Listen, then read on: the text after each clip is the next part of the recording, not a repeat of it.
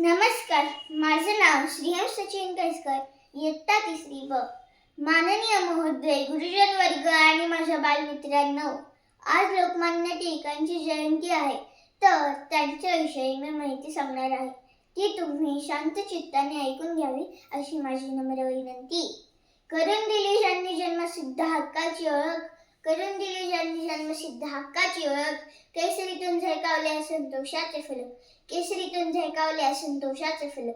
पुढारी गीता रहस्यातून दाखवली कर्तृत्वाची झलक, पुढारी गीता रहस्यातून दाखवली कर्तृत्वाची झलक. असे आपले थोर पुरुष लोकमान्य टिळक, असे आपले थोर पुरुष लोकमान्य टिळक. लोकमान्य टिळकांचा जन्म 23 जुलै 1856 रोजी चिखली या गावी झाला. त्यांचे खरे नाव केशव असे होते, पण लहानपणापासून त्यांना बाळ असे म्हणायला लागले.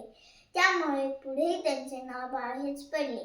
बाळच्या वडिलांचे नाव गंगाधर पंत व आईचे नाव पार्वतीबाई असे होते, तर त्यांच्या पत्नीचे नाव सत्यभामाबाई असे होते.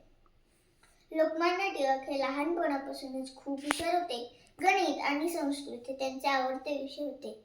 गणितामुळे मोजकेपणा तर संस्कृतमुळे गहनता ही त्यांच्या अंगी आली होती. लोकांनी एकत्र यावे, मिळून मिसळून राहावे म्हणून त्यांनी शिवजयंती आणि गणेशोत्सव यासारख्या उत्सवांना प्रथम सुरुवात केली. त्या काळची सामाजिक परिस्थिती फारशी चांगली नव्हती. जातीभेद, इंग्रजांची गुलामगिरी या सगळ्यांनी भारतीय जनता फार त्रासून गेली होती. पण टिळकांना हे अजिबात मान्य नव्हते. म्हणून त्यांनी केसरी व मराठा ही 2 वृत्तपत्रे चालू केली. आपल्या लेखनातून इंग्रजांना पडखरपणे विरोध केला. स्वराज्य हा माझा जन्मसिद्ध हक्क आहे आणि तो मी मिळवणारच अशी सिंहगर्जना टिळकांनी केली.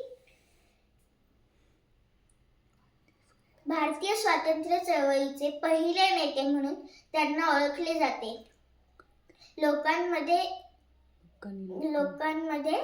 स्वराज्य मिळवण्याची प्रबळ इच्छा त्यांनी जागृत केली. अखेर 1 ऑगस्ट 1920 रोजी त्यांचे निधन झाले. देशाचा तेजस्वी सूर्य मावळला. अखेर त्यांच्या निधनानंतर संपूर्ण देशात शोककळा पसरली होती. अखेर मी या महान नेत्यासाठी एवढंच म्हणेन, इतिहासाच्या पानावर नाव गाजले, स्वराज्यासाठी ते अखंड लढले.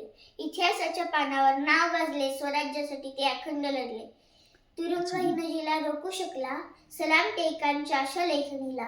अजन्म वाहिला देशसेवेला, वंदन टिळकांच्या देशकार्याला. स्वराज्य हा जन्मसिद्ध हक्क माझा अशी सिंहगर्जना टिळकांनी केली. चळवळीच्या सत्तेतून ब्रिटिश सत्ता पुरती हादरली. गीता रहस्य ग्रंथ रचला, जनतेला यातून संदेश दिला. तुरुंगहीनजीला रोखू शकला, सलाम टिळकांच्या अशा लेखणीला. शब्द अंतःकरणाला भिडले, क्रांतीचे पाऊल पुढेच पडले. आंदोलनाचा मंत्र देऊन देशभक्तही किती घडवले. कधी भोगून तुरुंगवास, कार्य किती आहे असं मान्य केले. म्हणूनच बाळ गंगाधर सर्व जगी लोकमान्य झाले. त्यांना माझे शतशः प्रणाम. जय हिंद, जय महाराष्ट्र. धन्यवाद.